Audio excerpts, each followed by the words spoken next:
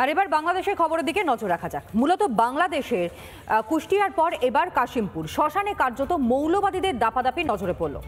হিন্দুদের সুরক্ষা দিতে এক প্রকার ব্যর্থ মোহাম্মদ ইউনূস।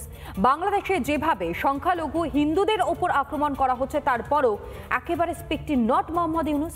উদ্দেশ্য কি, কারণই বা কি?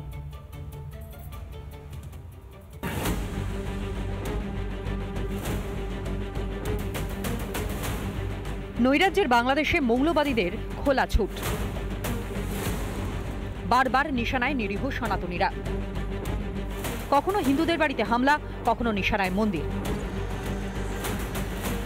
মিথ্যে মামলায় হিন্দু নেতা চিন্ময় কৃষ্ণ প্রভুকে গ্রেফতারের পরও খিদে মেটেনি রক্ত খেকো মোহাম্মদ ইউনূসের।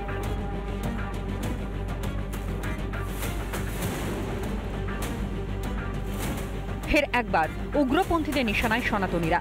কুষ্টিয়ার পর এবার কাশিমপুরে ভাঙচুর করা হলো দুর্গা প্রতিমা। অথচ সব জেনেও না জানার ভান বাংলাদেশের অবৈধ সরকারের প্রধান ইউনূসের। বিশ্বজুড়ে নিন্দার পরও নির্বিকার নির্লজ্জ মোহাম্মদ ইউনূস।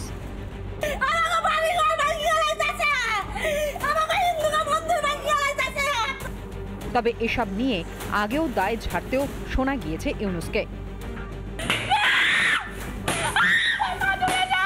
সংখ্যালঘুদের উপর আক্রমণ করছে, হিন্দু, বৌদ্ধ, খ্রিস্টান, আহমদিয়া সবার উপর আক্রমণ করছে।